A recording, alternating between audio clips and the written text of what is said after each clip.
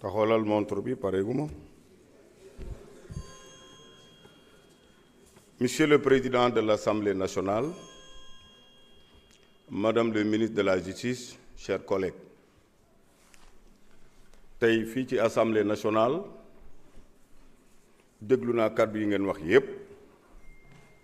yow mi Madame le ministre bindi lettre adressé ko à l'Assemblée nationale ñu lever l'immunité parlementaire Mouhamadou Ngom di Farba ak yi ñu ci wax yépp te ngay jigéen am nga borom kër am nga doom am nga goro bu doon tey sama morom góor moo toogoon sa place bi nga nekk suñu toogee fii ci Assemblée nationale bi dina am lu bari lu ma wax ndax ku ma xool déglu naa ci say kàddu ci say conférence de presse ne feebaruma dara jotuma maa ngi sant yàlla je suis pas mourant deewaguma nag te loolu ci loxo yàlla la ne nit warul yéenee moromam jullit mu feebar. beneen bi ci topp yéen a ngi ci programme boo xam ne lever immunité pour mën a poursuivre yi am na ba pare looloo waral démb commission ad hoc am na lu ngeen ci wax mais dafa am lu ngeen ci war a leeral.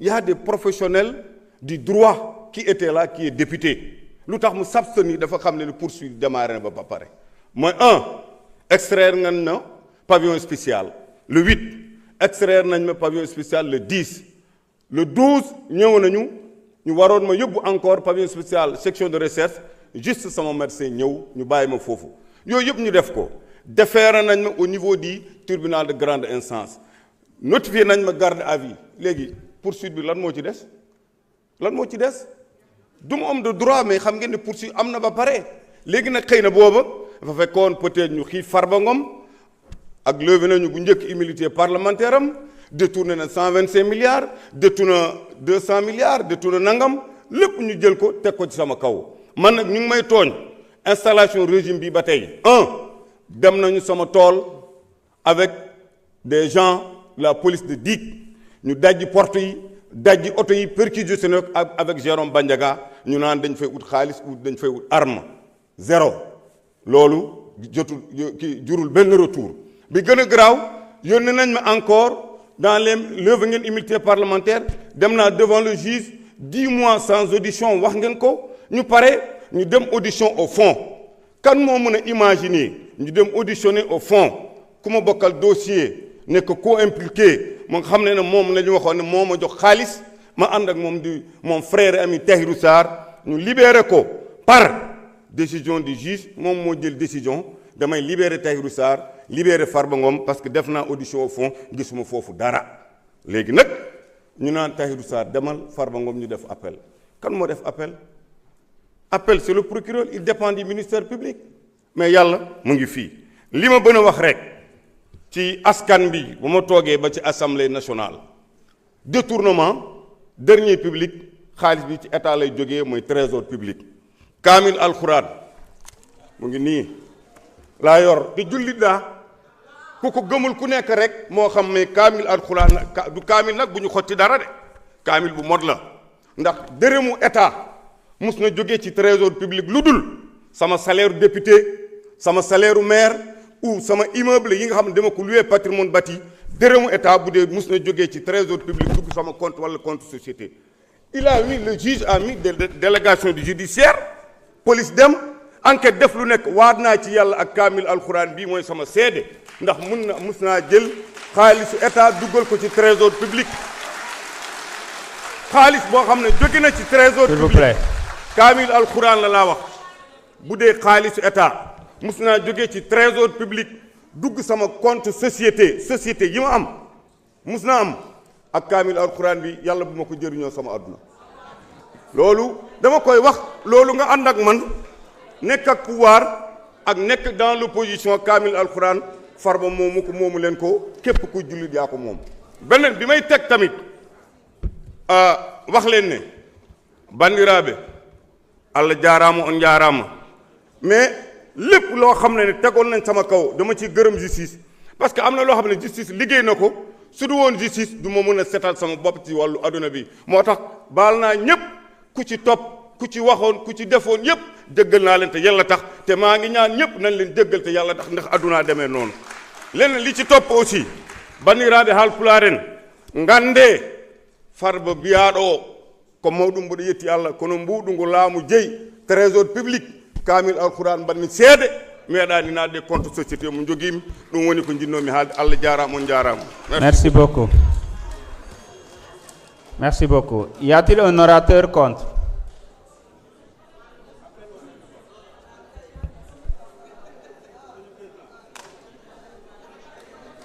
Un orateur contre? Oui, allez-y.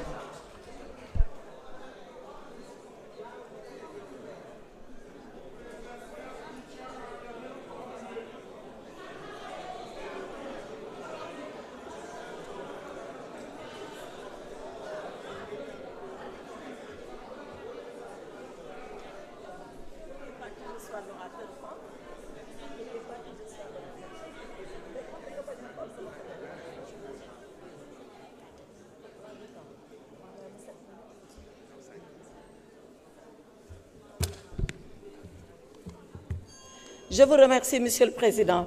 Monsieur le Président, Mesdames les ministres, mes chers collègues. Monsieur le Président, il n'est pas contesté que Farba Ngom a fait l'objet d'une fouille. Il n'est pas contesté ici qu'il a été gardé à vue à la gendarmerie nationale. Le procès verbal de garde à vue est ici dans le dossier que vous avez. Il n'est pas contesté qu'après cette garde à vue, il a fait l'objet d'un déferment devant Monsieur le procureur de la République. Il n'est même pas contesté que c'est à la suite de ce déferment que Monsieur le procureur de la République s'est avisé en disant que son immunité parlementaire n'a pas été levée et qu'il fallait arrêter les poursuites et le retourner au pavillon spécial.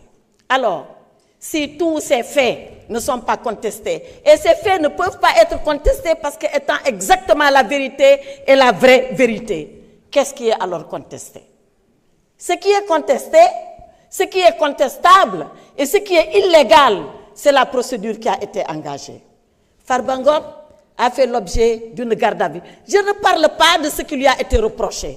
Ce qui lui a été reproché, introduction d'objets prohibés, violation du secret de l'instruction, images contraires, diffusion d'images contraires aux bonnes mœurs, corruption, on y reviendra et les accusations vont s'effondrer comme châteaux de cartes ou alors comme des châteaux sur le sable. Parce que rien, absolument rien ne tient. Ce qui est par contre illégal, c'est d'avoir ouvert le téléphone de Farba Ngom sans sa présence, sans la présence de ses avocats. Ce qui est illégal, c'est de venir dire à l'opinion nationale et internationale qu'est-ce que nous avons trouvé dans les téléphones. Or, l'intimité des communications est garantie. Elle est garantie par l'article 13 de notre Constitution. Elle est garantie par le Code pénal. Elle est garantie par le Code des communications. Tout ça a été allègrement violé pour venir dire que Farba Ngom a commis des délits. Mais Farba Ngom se défendra comme il sait se défendre, comme il s'est lavé lorsqu'on l'a maintenu en détention et qu'il a prouvé par des contestations sérieuses. Mais pourquoi c'est les contestations sérieuses? On lui reproche 125 milliards. Pourtant, ils ont des cautions et des cautions de terrain et des cautions d'argent. Mais ce sont les contestations sérieuses qui ont été retenues contre lui. Monsieur le Président, mes chers collègues, cet après-midi, ce n'est pas Farba Ngom qui est à la barre. C'est l'Assemblée nationale qui est à la barre. Est-ce que nous allons accepter, nous, que notre immunité soit violée par des gendarmes dans le cadre d'une procédure d'enquête primaire sans que nous ne soyons là, sans que l'Assemblée nationale ne se prononce? Cette affaire ne concerne plus Farba Ngom, elle concerne nous, les députés que nous sommes, elle concerne notre Assemblée nationale, le règlement intérieur, Monsieur le Président. Si nous laissons cette affaire passer, déchirons le règlement intérieur. Déchirons-le. Il n'a pas de sens, il n'a pas de portée, il n'a aucune signification. Demain, vous les députés, vous serez poursuivis, arrêtés, et personne ne viendra demander la levée de votre immunité parlementaire. Voilà ce qui va se passer. Monsieur le Président, je voulais dire que dans la galaxie de la démocratie, l'Assemblée nationale est considérée comme le soleil. Mes chers collègues, refusez l'éclipse qui vous a été proposé. Refusez de courber l'échine parce que l'exécutif le demande. Refusez de violer votre propre règlement intérieur pour faire plaisir à...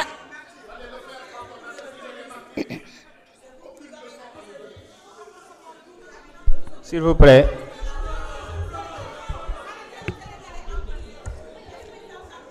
Monsieur le Président, Attendez, mes chers collègues, s'il vous plaît. S'il vous plaît, il reste moins de 2 minutes. Laissons-la terminer, s'il vous plaît. Monsieur le Président, Honorable,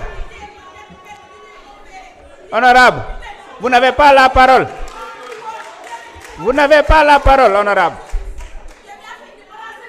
Honorable, respectez le règlement intérieur. Vous n'avez pas la parole. Monsieur le Président, laissez-les parler.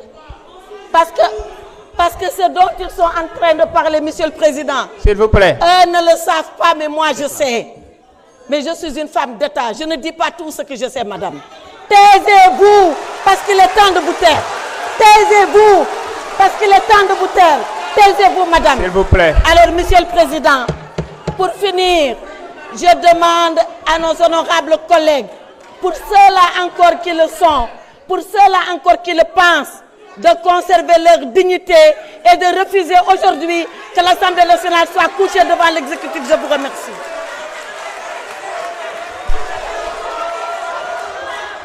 Mes chers collègues, je suspends la séance. Nous allons... Mes chers collègues, écoutez s'il vous plaît. Je suspends pour 20 minutes. Je vous donne rendez-vous à 17h20. La séance est suspendue.